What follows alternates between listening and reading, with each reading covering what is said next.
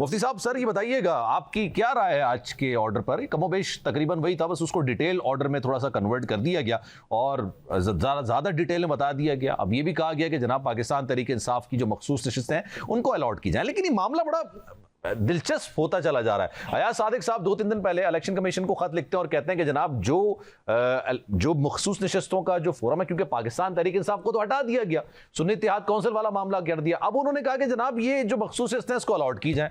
अब उन्होंने election act तरमीम बिल भी पास करवा लिया और उसी का हवाला देते हुए कहा कि क्योंकि ये बिल पास हो चुका है तो इसके बाद अब पाकिस्तान तहरीक इंसाफ की मखसूस नशिस्तें तो बन ही नहीं सकती।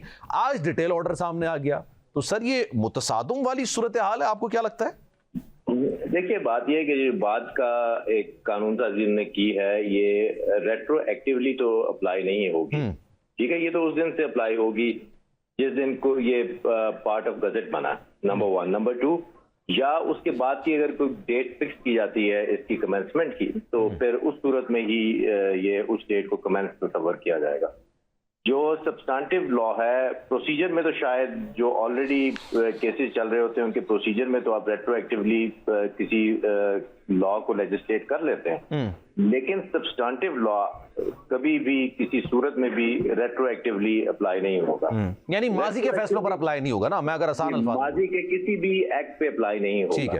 ठीक है, वो जिस दिन पार्ट ऑफ गजट बना है उससे आगे की तरफ उसका बहाव होगा, पीछे की तरफ नहीं हो सकता। तो आप ये कह रहे हैं कि इलेक्शन एक्ट तरमीमी बिल अगर लेट सपोज वो एप्लीकेबल भी हो गया, वो कानून का हिस्सा भी बन गया, तब भी वो मखसूस नशिस्तों के फैसले पर एप्लीकेबल नहीं हो सकता है? एप्लीकेबल नहीं हो सकता। वो अगर अभी चैलेंज नहीं हुआ तो जो भी उसे ग्रेट फील करेगा चैलेंज हो जाएगा। वो अपना जिस तारीख को गजट का हिस्सा बना है उससे आगे के दिन वो अप्लाई होना शुरू हो जाएगा। सही है, प्रोस्पेक्टिवली उसकी एप्लीकेशन होगी।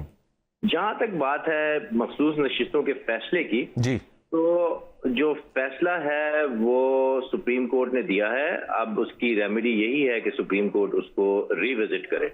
माजी में बहुत सारे कवानीन हैं, बहुत सारी जजमेंट्स हैं जो एक दफा दे दी गई।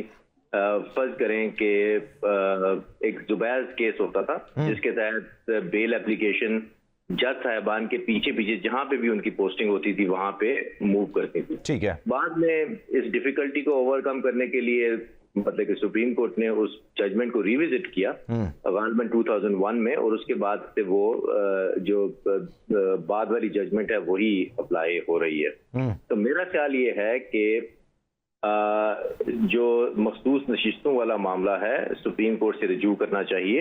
अगर कोई एग्रीव फील करता है तो आप रिव्यू पे जा सकते हैं ना। आप रिव्यू पे जा सकते हैं। इलेक्शन कमीशन की जो वजाहत के लिए एप्लीकेशन थी वो तो सुप्रीम कोर्ट ने खारिज कर दी, विद बड़े सख्त मार्क्स भी उसमें पास किए।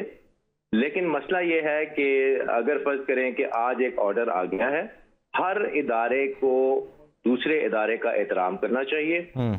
जो भी किसी इदारे का फंक्शन है, अब किसी चीज को इंटरप्रेट करना सुप्रीम कोर्ट का काम है।